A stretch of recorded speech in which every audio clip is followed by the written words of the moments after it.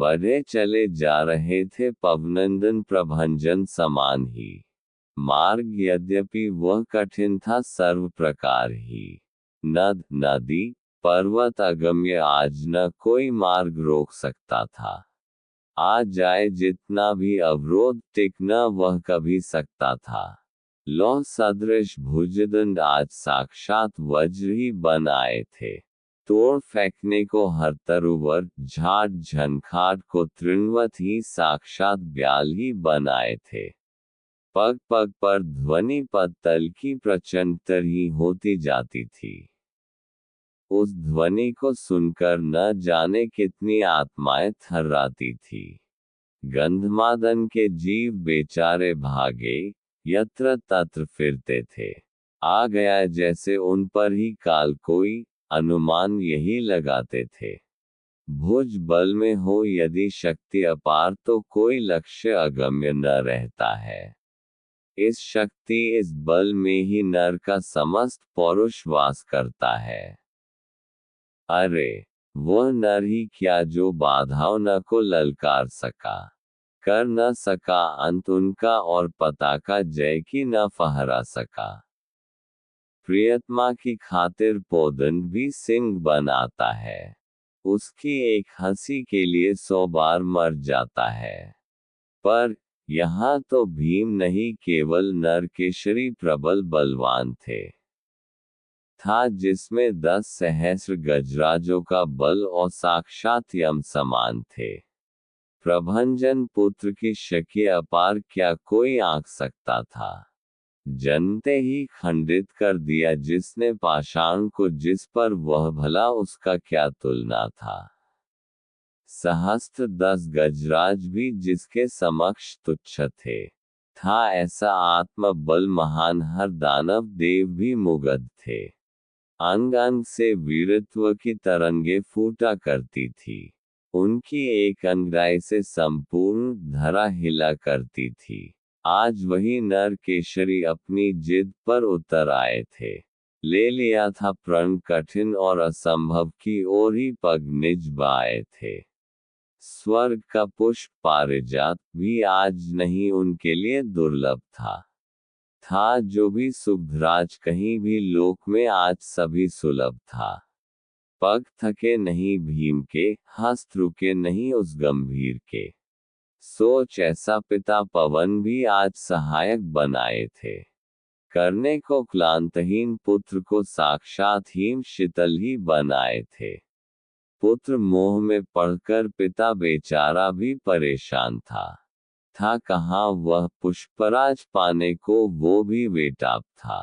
पर नहीं दृष्टि अभी तक उस लक्ष्य पर टकराई थी जो अलभ्य वस्तु वह अभी भी भीम को भ्रमाई थी। कैसे भी हो वह लक्ष्य तो प्राप्त आज करना ही होगा। हो चाहे जितना भी कठिन मार्ग उसे तो समाप्त करना ही होगा। सोचकर ऐसा ही पवननंदन धैर्य निज को देते थे। प्राणेश्वरी द्रौपदी का मुख कमल याद कर शक्ति नई भर लेते थे। क्षण भर में ही पुनः याद भाइयों की भी आई। कैसे होगे वे सब बेचारे चिंता ये भी उन्हें सताए। कहीं अधीर चिंतित न हो मेरे हित बंधु बेचारे। सोचकर ऐसा भीम भी उदास हो चले। सत्य है भाइयों का प्रेम प्रगाढ़ नहीं सर्वत्र दिखता है यह अमृत अमूल्य जो नहीं हर कहीं छलकता है। सब मोह को त्याग कर ही यह अमृत कोई पा सकता है।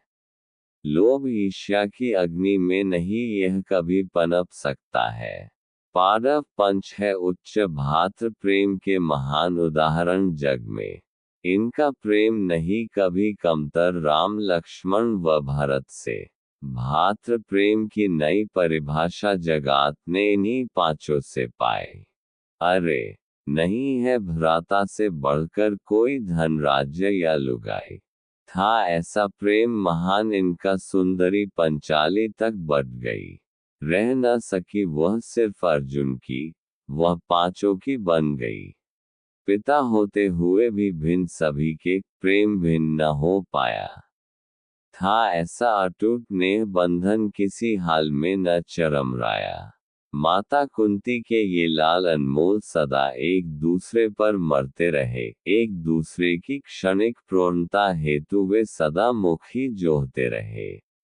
माता कुंती के पाठ महान आजीवन याद इन्होंने रखा। मिल बांट कर खाने की शिक्षा को सदा सामने ही रखा।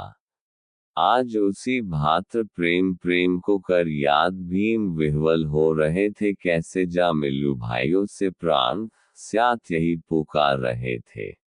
पर नहीं, अभी किसी प्रेम हेतु यहाँ समय था जो कर्तव्य प्रथम यहाँ तन मन उसमें ही तन में था। प्रिया द्रौपदी का आदेश लघु यदि पूरा न हो पाया, दे सका न पुष्पराज उसे और हिय न उसका हर्षाया।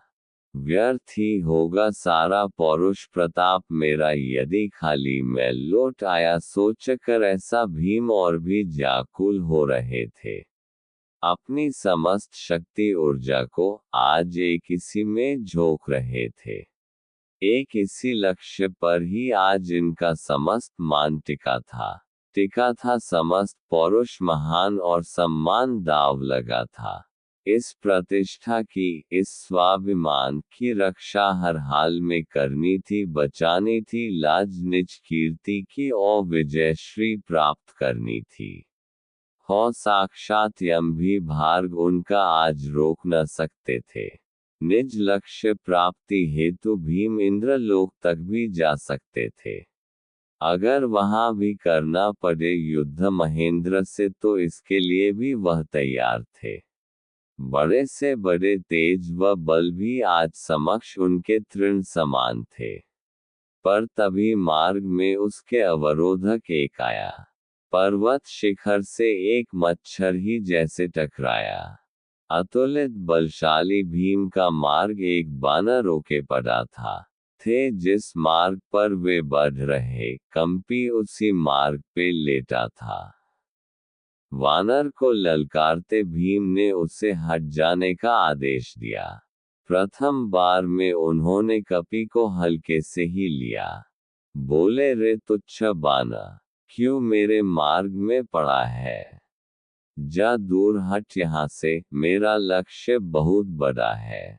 पुष्पराज की खोज में अभी मुझे दूर जाना है। प्रिया की प्रसन्नता हेतु हर संकट से टकराना है। पर वानर हठी सुनकर भी यह सब पूर्ववत ही पड़ा रहा। हिलाए तक न काया उसने और मार्ग में ही अड़ा रहा। लेटे ही उसने भीम से विनती एक लगाई। वृद्ध हूँ भाई, बीमार भी हूँ, स्थिति ऐसी अपनी बताई। यदि हो सके तो लंघ कर मार्ग अपना बना लो।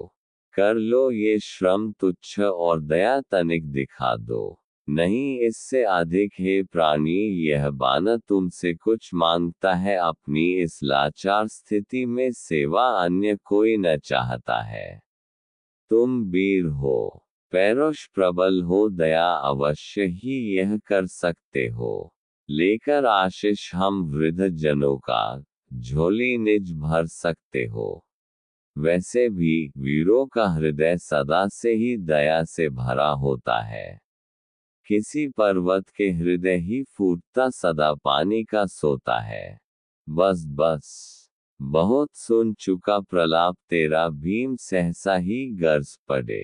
देने को दंड उसे कोई भरिकुटी पर उनके बल पड़े। रे दृष्ट वानर, मार्ग रोक कर भीम का बातें नीति की करता है दिखावा, बीमारी बुढ़ापे की और धर्म पाठ पाता है। बुढ़ा होकर भी वानर क्या कुचाले मारना छोड़ कभी सकता है। मनचाहा दिख जाए यदि कोई फल कहीं तो क्या ऐसे ही लेटा रह सकता है। ज्ञात है मुझे कपि स्वभाव, अतः कपि चरित्र को मैं भली भांति समझता हूँ। मत समझो मूर्ख मुझे, कुछ ज्ञान आखिर मैं भी रखता हूँ। मुझसे लंघवा कर तन अपना कोई लक्ष्य तू पाना चाहता है। ये पाप करवा कर तू मुझसे मेरा पुण्य ही हरना चाहता है। हर प्राणी में परमेश्वर का निवास पावन होता है। इस मर्म को, इस सत्य को भीम अच्छी तरह समझता है। अतएव नहीं लांघ कर तुझे भागी मैं पाप का बनना चाहता हूँ, करना चाहता हूँ अधर्म कोई, और लक्ष्य से हटना चाहता हूँ। अतः इसके पहले कि अनिष्ट हो कोई, तू मार्ग से मेरे हट जा। ले समेट इस अवरोधक तन को और किसी और निकल जा। ये कह वृकोदर ने आदेश ऊंचे अतिम सुना दिया। रखारा पागदा को और ते ध्यान कपि पर ही का टिका दिया। कपि वह परंतु सुनकर भी आदेश पूर्वतः निश्चेष्ट ही बना रहा। दिखाए तनिक भी न हरकत तन में और आराम से ही लेटा रहा।